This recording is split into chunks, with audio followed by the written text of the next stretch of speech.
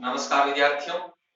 इससे पहले वाले वीडियो में हमने ये जाना कि किसी एल्केन से एल्किल हैलाइड किस प्रकार से बनाए जाते हैं। आज के इस वीडियो में हम ये जानेंगे कि किसी एल्कीन से या किसी एल्कोहल से एल्किल हैलाइड का निर्माण किस प्रकार से किया जाता है। तो आज के इस वीडियो में हम एल्किल हैलाइड के निर्माण की दो विधियों के बारे में जानेंगे, जिसमें हमारी पहली विधि रहेगी एल्कीन से एल्किल हैलाइड प्राप्त करना और दूसरी विधि रहेगी एल्कोहल से एल्किल हैलाइड प्राप्त करना। ठीक, तो सबसे पहले हम लेते हैं फ्रॉम एल्कीन्स। एल्कीन से एल्किल हैलाइड का निर्माण करना। तो देखो, जब किसी एल्कीन की रिएक्शन HX के साथ करवा दी जाती है तो एल्किल हैलाइड प्राप्त होते हैं। यानी जब किसी एल्कीन की रिएक्शन हाइड्रोजन हैलाइड के साथ करवाई जाती है तो हमें एल्किल हैलाइड प्राप्त होते हैं। अब देखो, एल्कीन की HX के साथ जो रिएक्शन है वह रिएक्शन इलेक्ट्रोफिलिक एडिशन रिएक्शन होती है।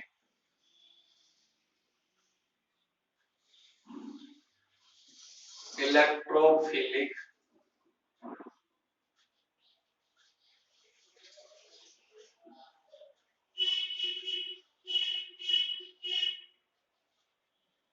एडिशन रिएक्शन, यानी किसी एल्कीन की हाइड्रोजन हैलाइड के साथ जो अभिक्रिया होती है वह अभिक्रिया इलेक्ट्रॉन संयोगात्मक अभिक्रिया होती है, यानी इलेक्ट्रोफिलिक एडिशन रिएक्शन होती है। जैसे देखो, हम यहाँ एग्जांपल लेते हैं कि यदि हम एथीन की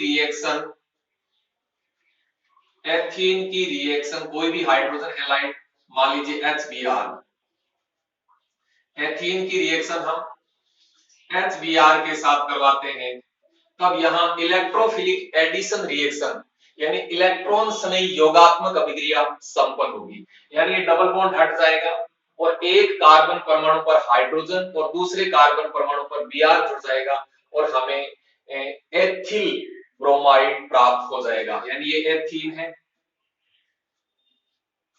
एथीन, और इस एथीन की रिएक्शन HBr के साथ तो प्राप्त हो जाता है ethyl bromide. Ethyl bromide,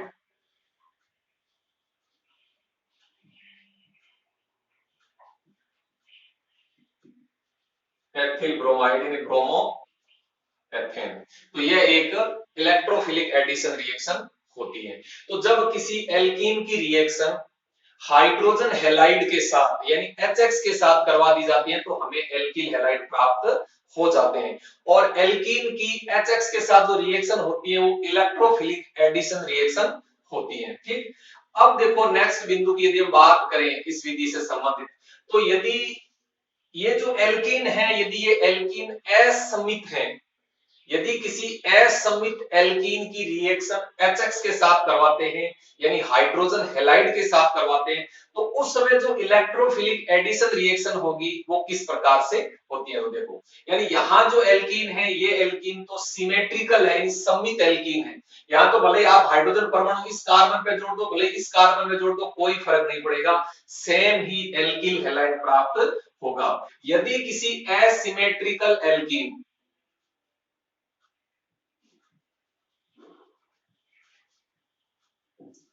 asymmetrical alkene, यदि किसी एसिमेट्रिकल एल्कीन की रिएक्शन यदि हम HX के साथ करवाते हैं तो यहां जो इलेक्ट्रोफिलिक एडिशन रिएक्शन होगी वो इलेक्ट्रोफिलिक एडिशन रिएक्शन मार्कोनिकोफ के नियमानुसार होगी। मार्कोनिकोफ के नियमानुसार संपन्न होगी।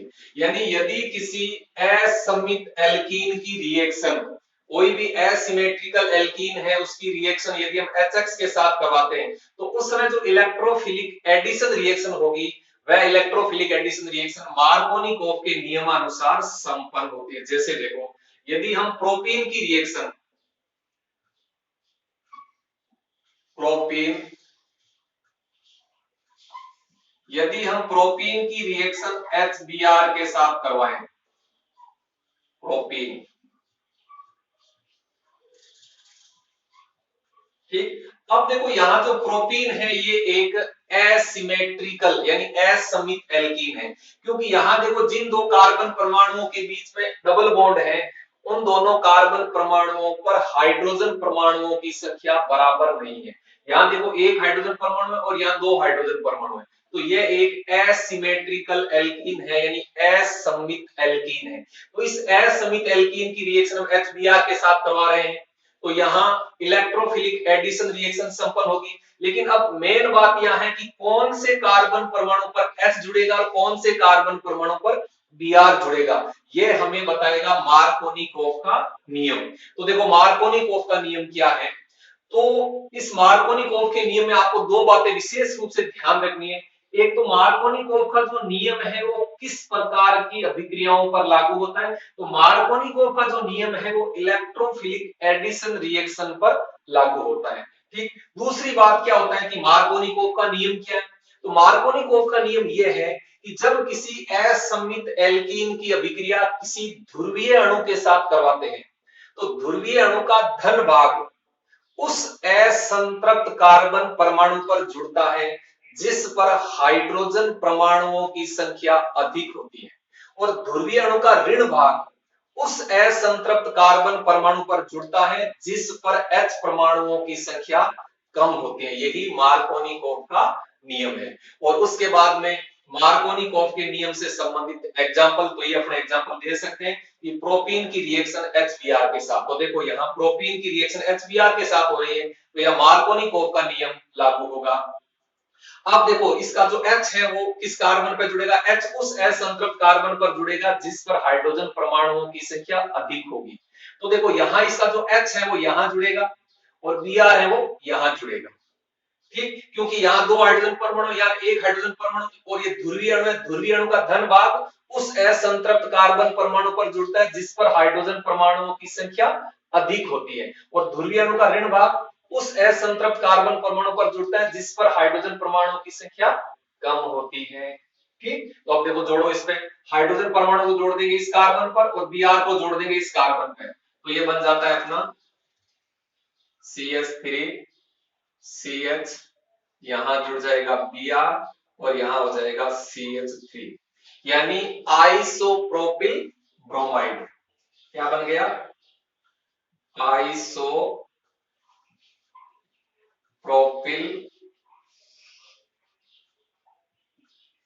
ब्रोमाइड, आइसोप्रोपिल ब्रोमाइड, जिसका आईयूपीएसी नाम है 2 ब्रोमो प्रोपेन। तो यहां मार्कोनिकोव का नियम है। तो आपको अच्छी तरह से याद रखना है कि मार्कोनिकोव का नियम क्या है। तो मार्कोनिकोव के नियम से संबंधित आपको तीन बातें विशेष रूप से याद रखनी है कि मार्कोनिकोव का नियम किस प्रकार की अभिक्रियाओं पर लागू होता है, मार्कोनिकोव का नियम क्या है, और मार्कोनिकोव के नियम से संबंधित एग्जांपल्स कौन कौन से हैं, ठीक। तो ये हो गया मार्कोनिकोव का नियम, ठीक। अब देखो एक और महत्वपूर्ण बात इससे संबंधित, यदि हम किसी एसिमेट्रिकल एल्कीन की रिएक्शन, एसिमेट्रिकल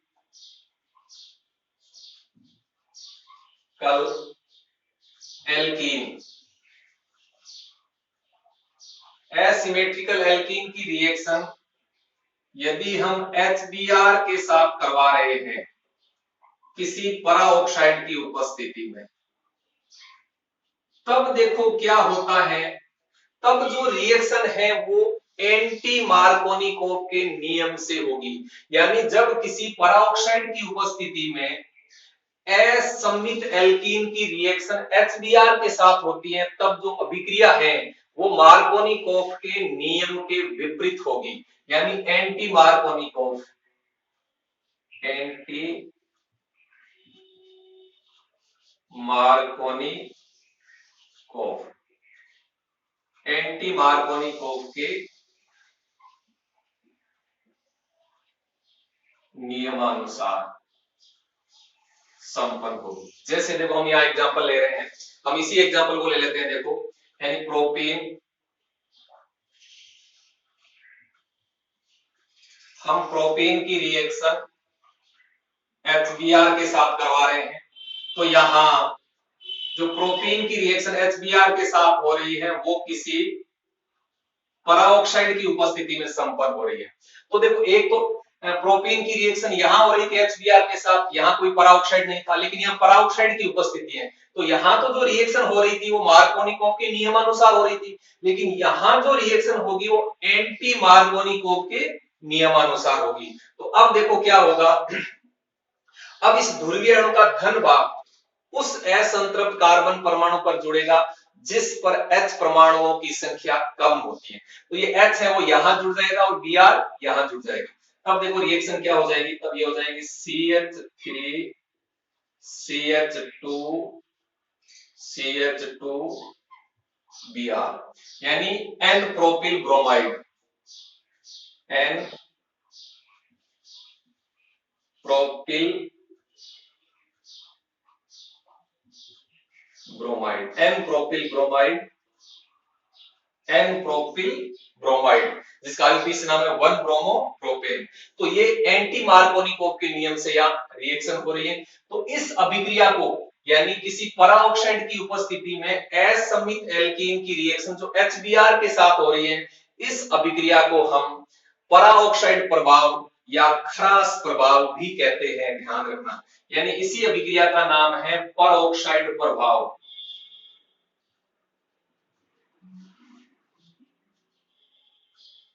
पराऑक्साइड प्रभाव या हम इसी रिएक्शन को खरास प्रभाव भी कहते हैं, खरास प्रभाव। ये अच्छी तरह से याद रखना, यानी पराऑक्साइड प्रभाव या खरास प्रभाव क्या होता है। अब देखो ये जो रिएक्शन है यानी किसी पराऑक्साइड की उपस्थिति में असमित एल्कीन की रिएक्शन HBr के साथ हो रही है, तो यहाँ जो रिएक्शन है वो मार्कोनिकोव के नियम के विपरीत हो रही है, जिसको हम पराऑक्साइड प्रभाव या खरास प्रभाव भी कहते हैं। यह जो रिएक्शन है यह reaction free radical addition reaction होती है, ध्यान रखना। कैसी रिएक्शन होती है? फ्री रेडिकल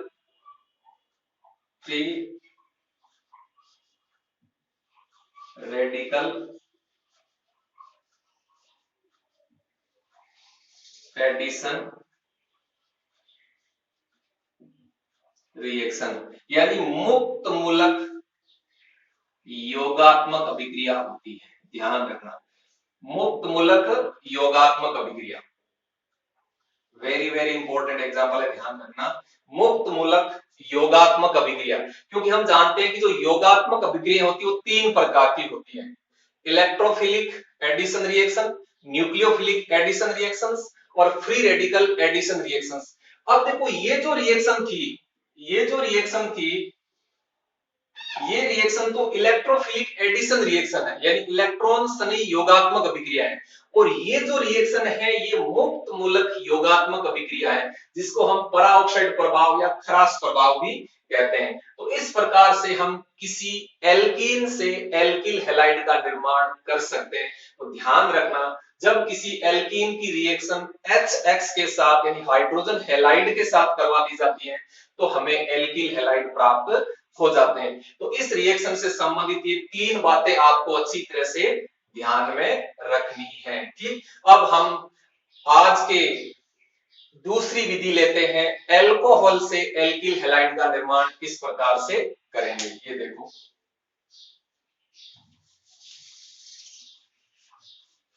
तो एल्किल हैलाइड के निर्माण की पहली विधि थी एल्केन से, दूसरी विधि हो गई एल्कीन से, और तीसरी विधि है एल्कोहल से एल्किल हैलाइड का निर्माण करना। तो नंबर 3, फ्रॉम एल्कोहल्स, यानी एल्कोहल से एल्किल हैलाइड का निर्माण है वो किस प्रकार से किया जाता है। तो देखो, जब एल्कोहल की रिएक्शन HX के साथ या फॉस्फोरस हैलाइड के साथ।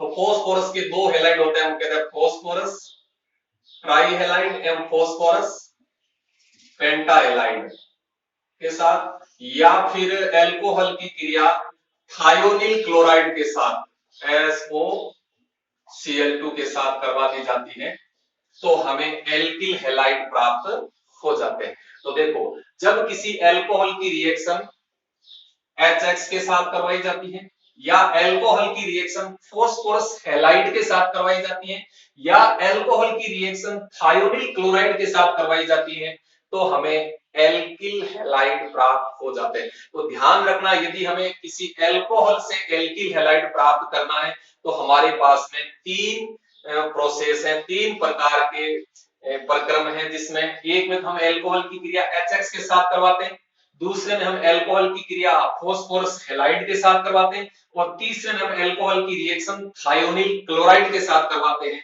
तो हमें एल्किल हैलाइड प्राप्त हो जाते हैं। तो सबसे पहले हम देखते हैं एल्कोहल की रिएक्शन HX के साथ, यानी एल्कोहल की रिएक्शन है वो HX के साथ रिएक्शन, HX के साथ रिएक्शन, ठीक। यानी किसी एल्कोहल की रिएक्शन यदि हम HX के साथ करवा देते हैं, तो हमें एल्किल हैलाइड प्राप्त हो जाते हैं। जैसे देखो, हमारे पास में कोई भी एल्कोहल है ROH, यदि हम इसकी रिएक्शन HX के साथ करवा देते हैं, तो देखो रिएक्शन क्या होती है, यहां से जल का अणु बाहर हो जाता है साइड प्रोडक्ट के रूप में, और यहां बन जाता है RX, यानी एल्किल हैलाइड प्राप्त हो जाते हैं। अब देखो, एल्कोहल की जो HX के साथ रिएक्शन है, यह रिएक्शन न्यूक्लियोफिलिक सब्स्टिट्यूशन रिएक्शन होती है, यानी नाभिक संयुक्त प्रतिस्थापन अभिक्रिया होती है। यानी ये जो रिएक्शन है, ये एल्कोहल की नाभिक संयुक्त प्रतिस्थापन अभिक्रिया होती है, नाभिक संयुक्त प्रतिस्थापन अभिक्रिया होती है, क्योंकि इस रिएक्शन में क्या हो रहा है, देखो OH समूह का HX से प्रतिस्थापन हो रहा है। तो देखो, यहाँ हाइड्रोक्साइड का हैलाइड के द्वारा प्रतिस्थापन हो रहा है। हाइड्रोक्साइड न्यूक्लियोफाइल है और हैलाइड भी न्यूक्लियोफाइल है, यानी यहाँ एक प्रबल न्यूक्लियोफाइल के द्वारा एक दुर्बल न्यूक्लियोफाइल का प्रतिस्थापन हो रहा है। अर्थात ये एल्कोहल की नाभिक संयुक्त प्रतिस्थापन अभिक्रिया होती है, जिसमें एक नाभिक संयुक्त के द्वारा दूसरे नाभिक संयुक्त का प्रतिस्थापन हो रहा है। तो ये नाभिक संयुक्त प्रतिस्थापन अभिक्रिया होगी। दूसरी बात देखो, इस अभिक्रिया से संबंधित इस अभिक्रिया दूसरी बात यह है कि हम जानते हैं कि जो एल्कोहल है वो तीन प्रकार के होते हैं, प्राइमरी, सेकेंडरी और टर्सरी। तो तीनों प्रकार के एल्कोहल हैं, तीनों प्रकार के एल्कोहल्स की नाभिक संयुक्त प्रतिस्थापन अभिक्रिया के प्रति जो रिएक्टिविटी ऑर्डर है, जो अभिक्रियाशीलता क्रम है, वो भिन्न भिन्न होता है। तो देखो, इस अभिक्रिया के प्रति जो तीन प्रकार के एल्कोहल्स होते हैं, उनका रिएक्टिविटी ऑर्डर क्या होता है, रिएक्टिविटी ऑर्डर। तो देखो, रिएक्टिविटी ऑर्डर क्या होगा, क्योंकि हम जानते हैं कि जो इस अभिक्रिया के अंदर जब यहां से ये बॉन्ड टूटता है, तो कार्बोकेटाइन का निर्माण होता है, और कार्बोकेटाइन में हम जानते हैं कि 3 डिग्री कार्बोकेटाइन है, वो सबसे ज्यादा स्टेबल होता है।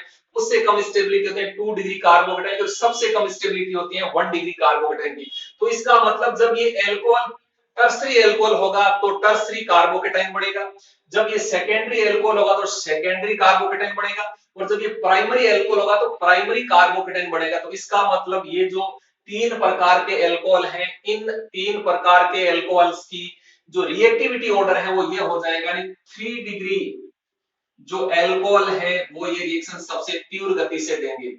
उससे कम अभिक्रियाशीलता होगी 2 डिग्री एल्कोहल की, और सबसे कम होगी 1 डिग्री एल्कोहल की, ठीक। तो ये इनका रिएक्टिविटी ऑर्डर हो गया, जो विभिन्न प्रकार के एल्कोहल होते हैं, प्राइमरी, सेकेंडरी और टर्सरी, ठीक। अब देखो, तीसरी बात इस अभिक्रिया से समझने में ये देखें कि यहाँ जो हाइड्रोजन हैलाइड है, ये हाइड्रोजन हैलाइड भी 4 प्रकार के होते हैं। Hydrogen fluoride, hydrogen chloride, hydrogen bromide और हाइड्रोजन आयोडाइड। इन चारों प्रकार के हाइड्रोजन हैलाइडों की भी रिएक्टिविटी ऑर्डर भिन्न भिन्न होगा। यहाँ देखो तो रिएक्टिविटी ऑर्डर, रिएक्टिविटी ऑर्डर, तो देखो यहाँ रिएक्टिविटी ऑर्डर देखें हम किसका, जो 4 प्रकार के हाइड्रोजन हैलाइड है उनका, तो देखो उनके अंदर क्या हो जाता है, तो सबसे कम रिएक्टिविटी किसकी होगी, सबसे कम रिएक्टिविटी होगी HF की, इससे ज्यादा होगी HCl की, इससे ज्यादा होगी HBr की, और सबसे ज्यादा रिएक्टिविटी होगी HI की। तो इस प्रकार से जो 4 प्रकार के हाइड्रोजन हैलाइड होते हैं इनकी अभिक्रियाशीलता का क्रम ये हो गया। तो देखो जब किसी एल्कोहल से हमें एल्किल हैलाइड बनाना है, तो जब हम एल्कोहल की रिएक्शन HX के साथ करवा देते हैं तो हमें एल्किल हैलाइड प्राप्त हो जाते हैं। तो ये जो रिएक्शन है एक नाभिक समीप प्रतिस्थापन अभिक्रिया होती है, और इस अभिक्रिया के प्रति जो 3 प्रकार के एल्कोहल होते हैं उनकी अभिक्रियाशीलता का क्रम ये होता है, और जो 4 प्रकार के हाइड्रोजन हैलाइड होते हैं उनकी अभिक्रियाशीलता का क्रम ये होता है। तो ये आपको एल्कोहल की HX के साथ जो रिएक्शन होती है उससे संबंधित 3 बातें आपको अच्छी तरह से याद रखनी है। ठीक, अब हम दूसरा लेते हैं कि जब एल्कोहल की रिएक्शन फॉस्फोरस हैलाइड के साथ करवाते हैं तो भी एल्किल हैलाइड प्राप्त हो जाते हैं। किस तरह से देखो,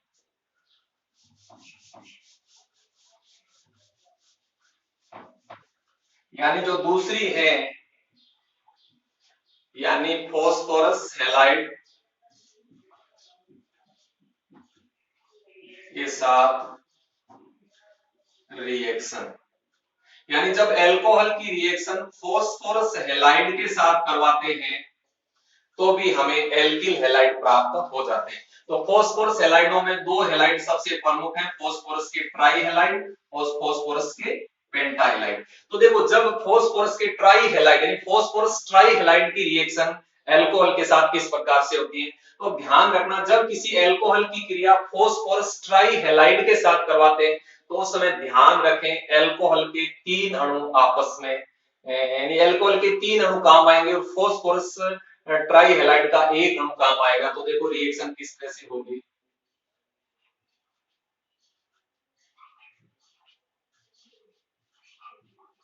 ये एल्कोहल के 3 अणु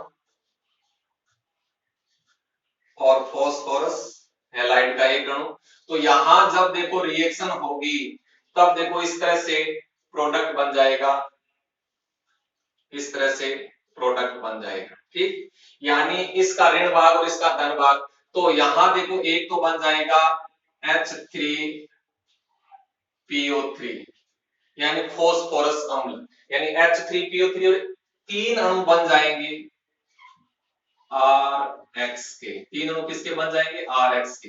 तो जब किसी एल्कोहल की रिएक्शन फॉस्फोरस ट्राई हैलाइड के साथ करवाते हैं तो इस तरह से रिएक्शन होती है और हमें एल्किल हैलाइड प्राप्त हो जाते हैं। अब यहां देखो जनरली हम देखते हैं कि फॉस्फोरस के जो ट्राई हैलाइड हैं ये ज्यादातर ब्रोमाइड या क्लोराइड ही होते हैं, यानी यहाँ जो X है X स्थान पर जनरली या तो क्लोराइड होता है या ब्रोमाइड होता है। ठीक, तो जब एल्कोहल की रिएक्शन फॉस्फोरस ट्राई हैलाइड के साथ करवाते हैं तो एल्कोहल के 3 अणु फॉस्फोरस ट्राई हैलाइड के 1 अणु के साथ रिएक्शन करके H3PO3 एवं RX के 3 अणु बनाते हैं, इसको बोलते हैं फॉस्फोरस अम्ल। इसको हम इस तरह से भी लिख सकते हैं, देखो POH का होल थ्राइस, इस तरह से भी हम इसको लिख सकते हैं, एक ही बात है। ठीक, फॉस्फोरस अम्ल को।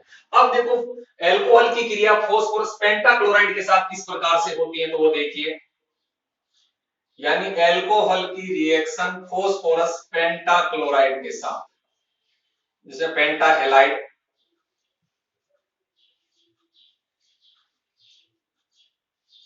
तो इस तरह से रिएक्शन होती है, यहां से बंद ब्रेक होता है। तो देखो जब एल्कोहल की रिएक्शन फॉस्फोरस पेंटा हैलाइड के साथ होती है तो यहां से बन जाता है RX, ठीक, एक बन जाता है POX3 और एक बन जाता है HX। तो ये 3 प्रकार के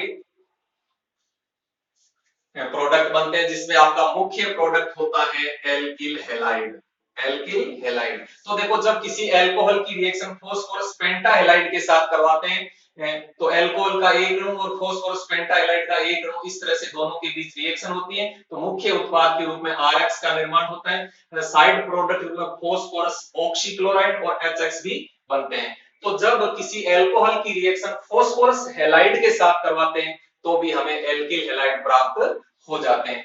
फास्फोरस ट्राइहैलाइड के साथ रिएक्शन इस तरह से होती है और फास्फोरस पेंटाहैलाइड के साथ रिएक्शन इस तरह से होती है। अब हम तीसरा लेते हैं अल्कोहल की रिएक्शन थायोनिल क्लोराइड के साथ।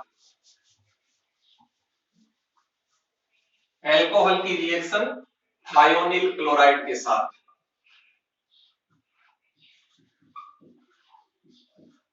यानी अल्कोहल की रिएक्शन जब थायोनिल क्लोराइड के साथ करवाई जाती है तब भी एल्किल क्लोराइड प्राप्त हो जाते हैं। तो देखो रिएक्शन किस तरह से होती है, ये अल्कोहल का एक अणु और थायोनिल क्लोराइड का भी एक अणु,